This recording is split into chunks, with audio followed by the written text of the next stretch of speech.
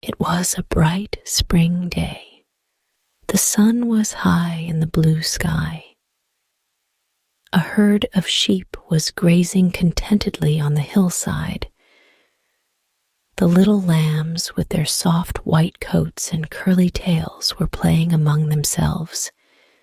The shepherd, seeing that his flock was safe and happy, had fallen asleep under the spreading branches of a large old tree.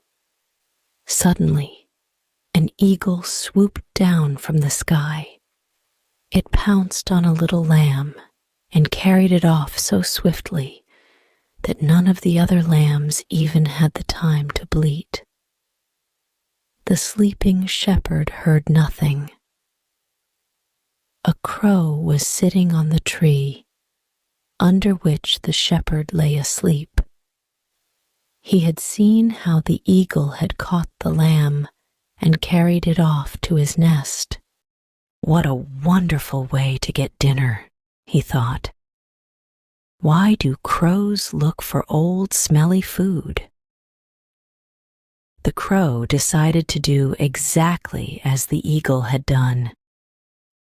It had looked easy enough. All he had to do was to decide which sheep he wanted, swoop down upon it, hold it as firmly as he could in his claws, and fly off with it. Easy. If the eagle could do it, then so could he. The crow looked down at the flock of sheep to decide which sheep he wanted. Just below the tree, by the shepherd, a big old ram was grazing. He had curling horns and a thick, heavy fleece. Aha! He should be a good meal for me, thought the crow greedily. He was very hungry, and the thought of a large, juicy ram for lunch made his mouth water. The crow swooped silently and swiftly down onto the ram, just as he had seen the eagle do, and grasped it firmly. And now to fly off with it to my nest, said the crow to himself. He flapped his wings with all his strength, but could not lift the ram. The ram was large. He was much too heavy for the crow to carry. The crow tried again and again, but without success. The ram felt the crow on its back and was most annoyed. "Just what do you think you are doing, you pesky bird?" he snapped, glaring at him over his shoulder. The crow flapped harder still, trying to carry the ram away. "Now stop that," cried the ram. "Go away. Shoo! Leave me in peace." He jumped and bucked and tried to shake the crow off his back. "Oh, oh!" thought the crow, alarmed at the ram's fierce antics. Maybe this wasn't such a good idea after all. Perhaps I should look for my dinner somewhere else. I had better let the ram be. The crow tried to fly away, but he found he could not move. His claws were caught in the ram's thick fleece. The crow pulled his feet this way and that. He flapped his wings as hard as he could. But no matter what he did, he only seemed to get stuck more firmly. Oh, how was he ever going to get free? The crow squawked loudly in fear and despair. The ram started running around the tree, bellowing with rage. The shepherd woke up with a start. Who was making that horrible noise? Were his sheep in danger? He sat up. What a sight met his eyes. The ram was running round and round the tree. On his back was the crow, squawking and trying to rise into the air. The shepherd began to laugh. At last, wiping his eyes, the shepherd stood up. He stopped the ram as he ran by and calmed him with gentle words.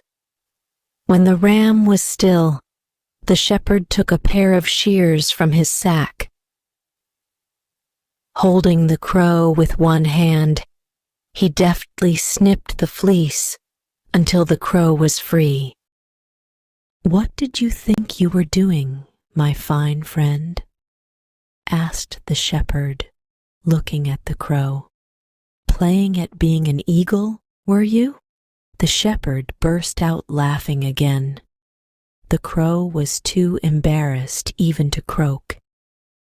He wished only that the shepherd would let him go, so he could fly away to his nest and hide his foolish head. Finally, when the shepherd let the crow go, the crow flapped his wings and flew off as fast as he could. "And the next time you want to be an eagle, make sure you pick an animal your size," called the shepherd after him. The crow, feeling silly and foolish, promised himself that from now on he would only do as other crows did. Once there lived a peddler.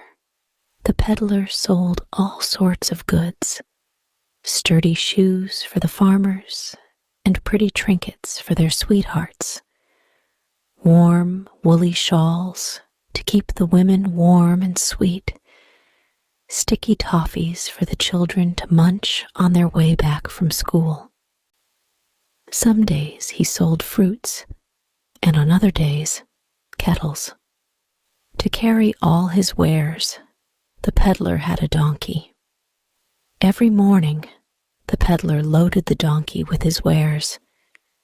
The two would set out and walk from farmhouse to farmhouse, from village to village, and from market to market. The peddler always walked ahead, whistling merrily as he went. The poor donkey followed, trying as hard as he could to keep up with his master, and groaning under the weight of his load. Every evening, their wares sold. The peddler and his donkey would wend their way home. The peddler, pleased with the day's takings, would walk ahead, jingling the pennies in his pocket. The poor old donkey would follow, footsore and weary from carrying the heavy sacks all day long. "Ah, my poor feet, ooh, my aching back," the donkey moaned every night as he collapsed wearily onto the hay in his stable. The old gray cat, who shared the stable with the donkey, would shake her head and sigh. "Poor old donkey," she would say to herself, and slink off into the night. One morning, the peddler loaded the poor donkey with a dozen sacks. The sacks were full of salt and much heavier than the donkey's usual load. The donkey groaned under the weight, but bore it patiently, as he had always done. "I shall make a tidy profit today on this salt," said the peddler to the donkey as they set off. "There is not a woman who does not need to buy salt for her cooking, and they will pay me well for this. I shall be a rich man tonight." And the peddler danced a little jig in the middle of the road. The donkey could only think of the heavy load on his back and the long day ahead. The donkey plodded along behind the peddler. The sun was now high in the sky.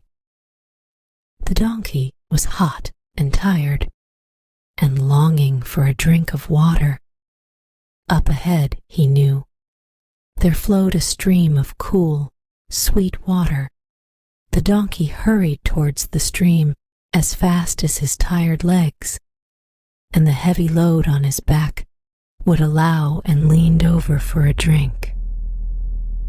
The edge of the stream was slippery with mud and slush. The donkey, with the heavy sacks of salt on his back, slipped and fell into the water. "Ooh! Help! Help!" brayed the donkey in terror, his legs flailing madly in the water. "I will surely drown with this terrible load on my back." But suddenly, the donkey felt himself floating, the load on his back gone as if by magic. He clambered out onto the bank and shook himself. Yes, the weight on his back had vanished. Of course, the sacks were lighter, for the salt had dissolved in the water. But the donkey did not know that. At last, a way to rid myself of my burdens, he thought, and brayed with joy at his great discovery. That night, he told the gray cat all about how he had slipped and fallen into the stream, and how, when he had climbed out, his load had become so much lighter. "No more heavy loads for me," declared the donkey, feeling very pleased.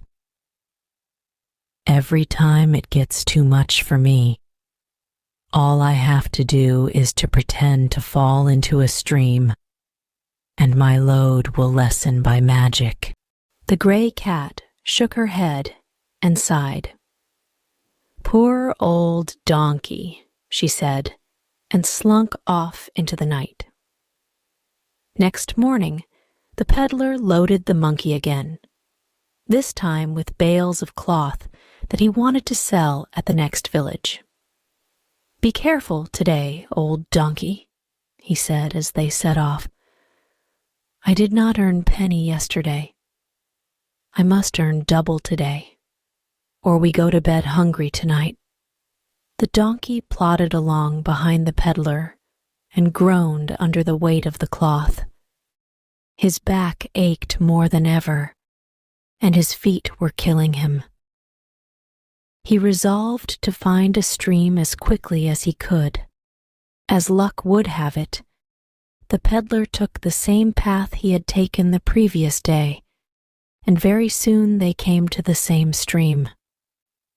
The donkey hurried ahead, as though very thirsty and pretending to slip, fell in. He kicked his legs about, making sure the bundle on his back was properly soaked. "In a moment, my burden will vanish," he told himself, and kicked about some more. But what was happening? Something was wrong. His load, instead of becoming lighter, had become much heavier and was slowly pulling him deeper into the stream. Of course, his burden was heavier, for the water had soaked into the bales of cloth. The poor donkey thrashed about in the water and brayed in terror. "Help! Help!" he cried. Meanwhile, the peddler had rushed to the stream and, bracing himself on the bank, helped the frightened donkey out of the water. That night, the donkey was a sad and subdued creature. He had had to carry the much heavier, soaked and dripping bales of cloth all the way home again. His back was truly aching, and what was worse, he had caught a cold. He sneezed miserably into the straw. The old gray cat looked at him and sighed. "Poor old donkey," he said, and slunk off into the night.